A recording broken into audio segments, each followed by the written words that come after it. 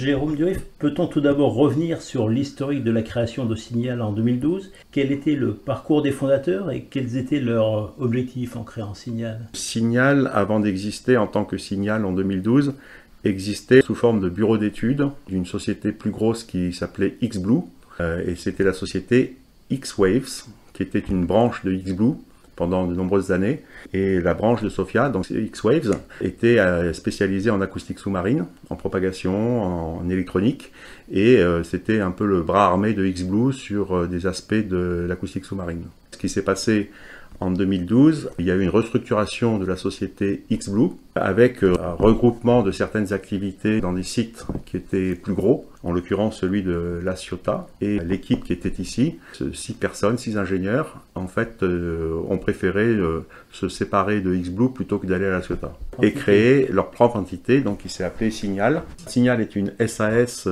donc comme toute SAS, elle a un président qui s'appelle Michel Herriès, qui est un ancien officier de marine de sous-marin, qui a fait donc pas mal d'années en acoustique sous-marine dans les sous-marins au début de sa carrière. Il a ensuite passé pas mal d'années chez Thales Underwater System, et puis depuis maintenant 15 ans, il travaillait pour X-Waves, et maintenant pour Signal depuis 2012. Donc c'est un monsieur qui a beaucoup d'expérience. On a un directeur scientifique, Laurent Kopp, qui est très connu dans le traitement de signal, sonar en particulier. Il a fait une partie de sa carrière chez Thales aussi, mais pas uniquement. C'est un polytechnicien télécom qui a beaucoup de réputation en matière de mathématiques. Et il vient de recevoir cette année un prix d'excellence pour sa carrière technique qui s'appelle le prix Girardot, qui est donné par l'Académie de Marine. Il est remis chaque année à une personne. Et donc en 2024, il a été remis à Laurent Kopp, qui est le directeur scientifique de Signal. C'est pour dire que même si on est petit, on a des grosses pointures. Et puis après, il y a beaucoup d'ingénieurs très spécialisés dans leur domaine, architecture de système,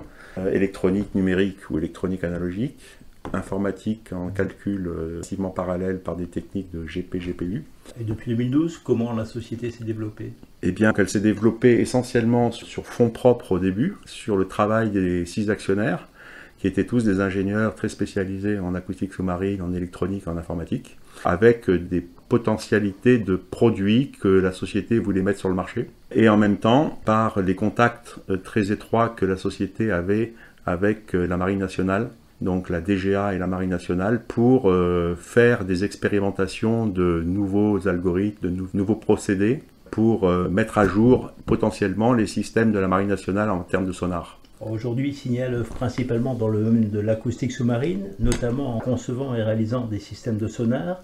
Quelles sont les principales caractéristiques de vos sonars? Alors, on a développé beaucoup de sonars différents, mais sous forme de démonstrateurs. C'est-à-dire qu'on a développé une technologie qui prend les signaux des hydrophones, des antennes acoustiques qui existent, des sous-marins ou des bateaux de surface. On s'interface sur ces hydrophones, ou alors sur des trames numériques, et on fait tous les nouveaux traitements de signal et les traitements d'information pour montrer les nouveaux algorithmes. Et on le fait de façon autonome de toutes les autres sociétés, comme Thales, comme d'autres. On a nos propres équipements et nos propres logiciels pour aboutir au résultat final.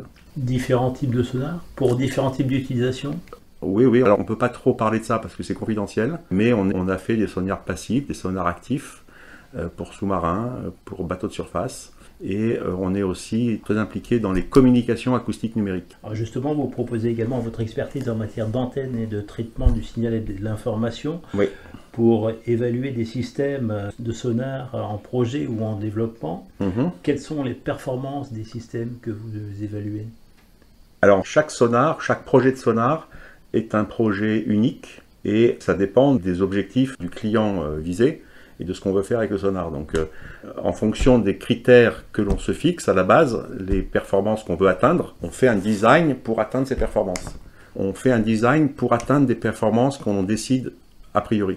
Vous intervenez en amont du projet? On définit tout. D'accord. C'est-à-dire que puisque pour l'instant on était limité à utiliser les antennes acoustiques des plateformes qu'on nous proposait, en l'occurrence celles de la Marine nationale, des antennes acoustiques qui sont sur les bateaux ou sur les sous-marins, c'était quelque chose d'existant. On s'est adapté à l'existant pour optimiser tous les algorithmes qu'on a proposés à la Marine.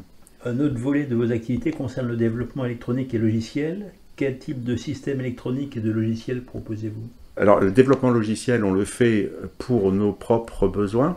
C'est-à-dire que quand on a un contrat pour développer tel démonstrateur pour montrer tel nouvel algorithme. On a nos propres équipements, nos propres bibliothèques logicielles que l'on a développées en interne pour rapidement arriver à l'application finale. Donc en fait, on ne propose pas vraiment nos briques logicielles, on les utilise pour nous-mêmes. Alors, on a développé du matériel aussi qu'on essaye de vendre, de l'électronique spécialisée. Quel type de matériel? Alors, ce sont des numériseurs de signaux, en l'occurrence hydrophoniques, qui ont des bandes de fréquences assez larges. Et pour des applications très précises, on a développé un numériseur 32 canaux à très bas bruit, donc très performant, qui fait 13 cm par 3. Et là, on en met plusieurs pour adresser jusqu'à 256 hydrophones, 512 hydrophones. On peut les mettre en série ou en parallèle pour numériser les signaux analogiques. Lorsqu'on évoque l'acoustique sous-marine, on pense immédiatement aux sous-marins et aux activités de défense. Vous travaillez d'ailleurs donc pour la DGA et la Marine nationale. Quel type de produits leur proposez-vous aussi? On définit ensemble des expérimentations à essayer pour améliorer telle ou telle performance de leur système. Pour la communication, par exemple, entre les sous-marins et les bateaux, on a fait beaucoup d'expérimentations avec la DGA et la Marine pour être capable de communiquer. Et là, on rentre dans un secteur assez confidentiel. Mais ce qu'on peut dire, c'est qu'on a atteint des performances remarquables. Dans ce domaine des sous-marins, œuvrant pour la défense nationale, il existe un autre grand acteur présent sur Sophia Antipolis, oui. Le groupe Thales. Oui. Comment vous démarquez-vous et collaborez-vous ensemble sur ce projet? Alors, c'est une excellente question, où il y a le discours et la réalité.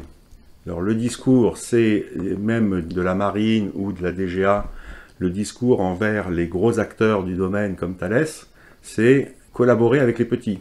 Ces petits ont des qualités que vous n'avez pas. Ça serait intéressant que vous essayiez de profiter de ces qualités.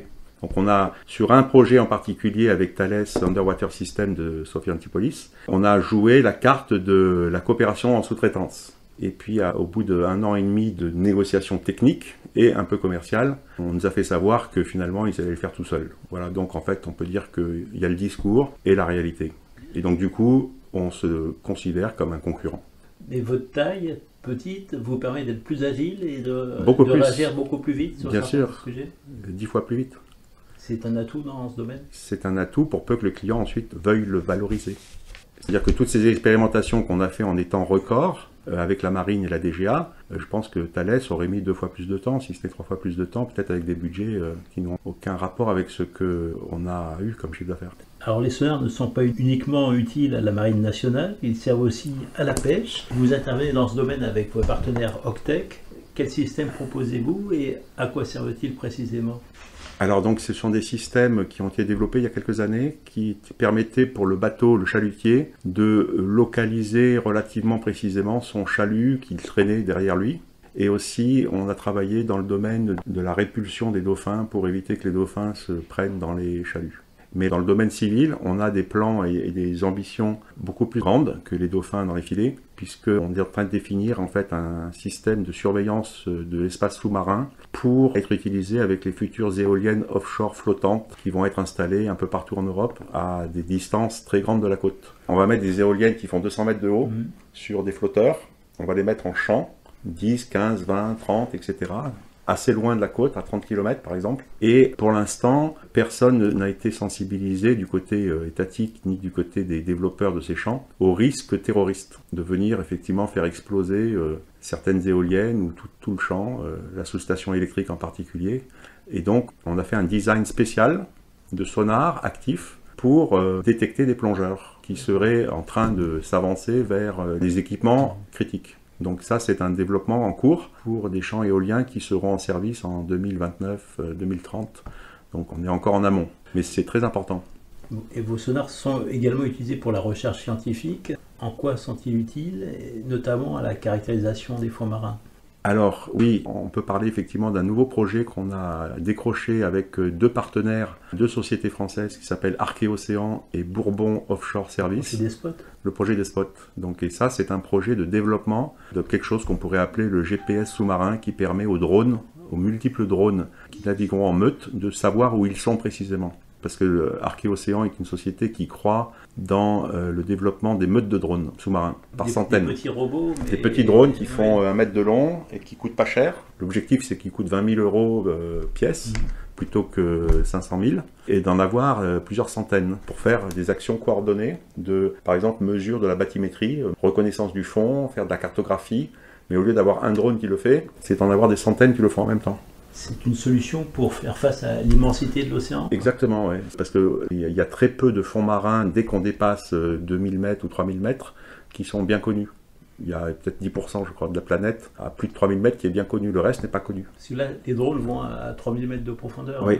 Le système qu'on est en train de développer pour géolocaliser les drones sera qualifié jusqu'à 3000 mètres. Avec un navire en surface? Il y a un navire qui va tracter avec un câble, ce qu'on appelle une base profonde, qui va avoir un sonar que l'on développe ici à Signal. Ce sonar sera l'élément fondamental pour que chaque drone sache où il est précisément. Et donc ça, c'est quelque chose d'assez nouveau, et ça permettra à tous ceux qui veulent exploiter des meutes de drones jusqu'à 3000 mètres d'avoir un système de positionnement précis. Et quels sont les utilisateurs et quels sont leurs objectifs dans cette exploration? Alors, on imagine beaucoup d'utilisateurs potentiels. Vous avez le CHOM qui veut améliorer la connaissance de fonds marins dans telle ou telle partie du monde. Plutôt que de le faire de façon traditionnelle comme ce qu'ils font aujourd'hui, ils pourront utiliser ce genre de meute de drones pour faire la même chose. Et puis après, il y a beaucoup d'applications aussi en géophysique de la mer pour faire de l'étude du sous-sol marin. Pour l'instant, on dépose à la main des capteurs régulièrement répartis sur le fond de la mer.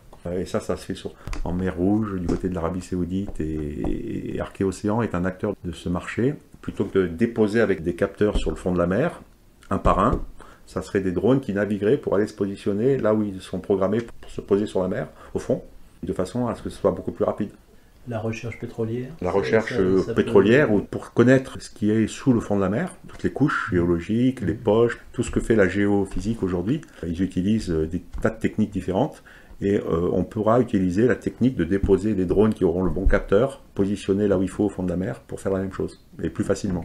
Aujourd'hui, avec l'ensemble de vos activités, quelles sont les perspectives de développement de Signal?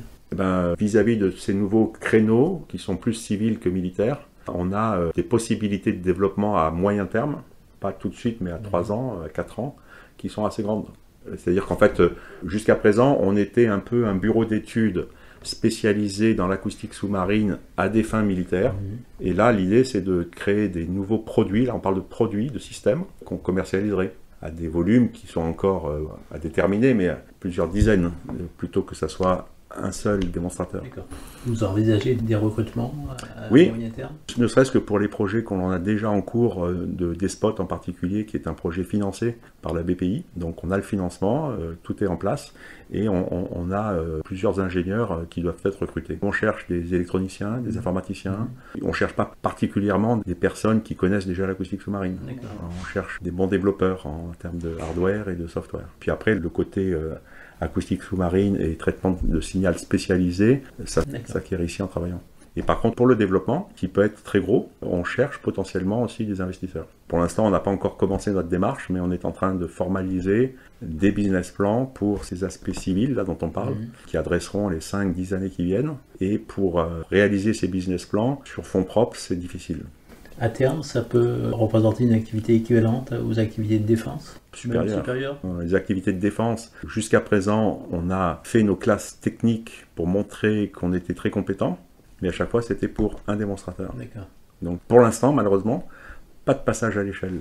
Donc c'était plutôt un investissement sur le futur, et le futur, pour l'instant, il est compliqué avec la marine, avec la DGA, simplement parce qu'on est trop petit. Les grands groupes verrouillent entre guillemets. Oui, ils font ce qu'il faut. Je pense qu'ils n'aimeraient pas avoir un nouveau concurrent dans la livraison de matériel.